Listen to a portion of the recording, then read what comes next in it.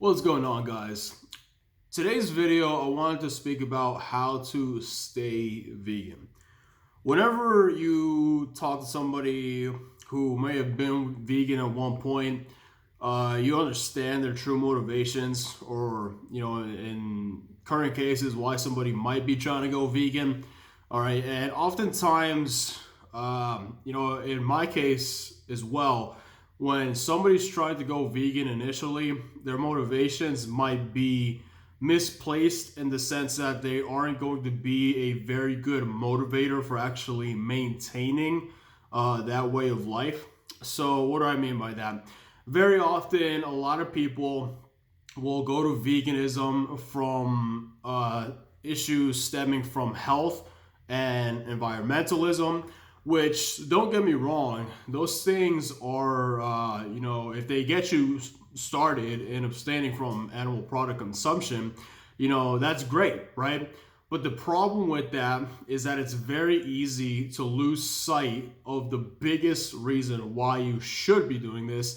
And it doesn't have to do with environmentalism, and it doesn't have to do with your own personal health, but rather the ethical issue of actually causing, needless exploitation of animals, which are sentient beings.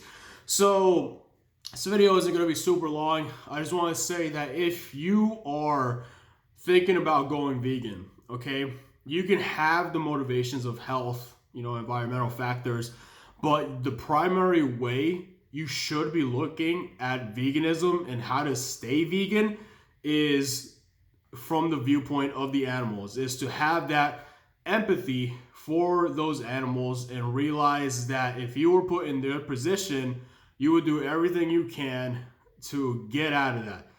Nobody would like to be locked in a cage for their entire life. Nobody likes to be exploited.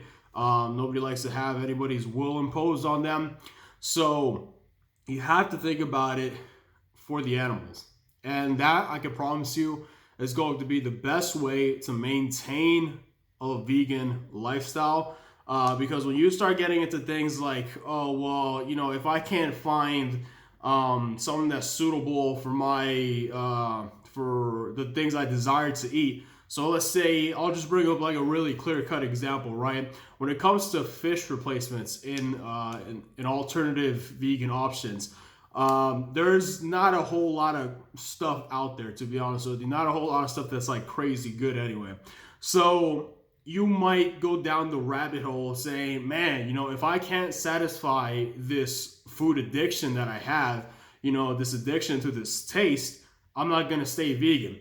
But when you think about issues like that from the perspective of, it doesn't matter if I can't find something that I like the taste of to replace what I used to eat, the fact of the matter is, this is a more important ethical issue that I need to take into account.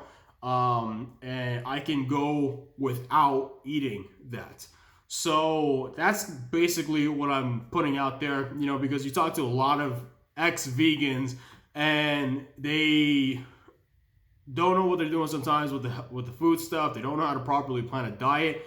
And so when you run into potential issues like this, it can derail what really should be rooted in a different aspect of veganism, which is, looking out and caring for the animals out there. So when you think about it for the animals, your motivation is going to be a lot better to maintain this, because you're going to be looking at it as an issue with ethics and not an issue with the convenience for you. You're going to be thinking about others instead of for yourself. So I just wanted to put this video out there in case you've been thinking about making the switch, or you are already vegan for, other reasons besides animals. Let's refocus to the animals, and you'll find that it's a lot easier to actually maintain a vegan lifestyle. So until next time, guys, have a good one.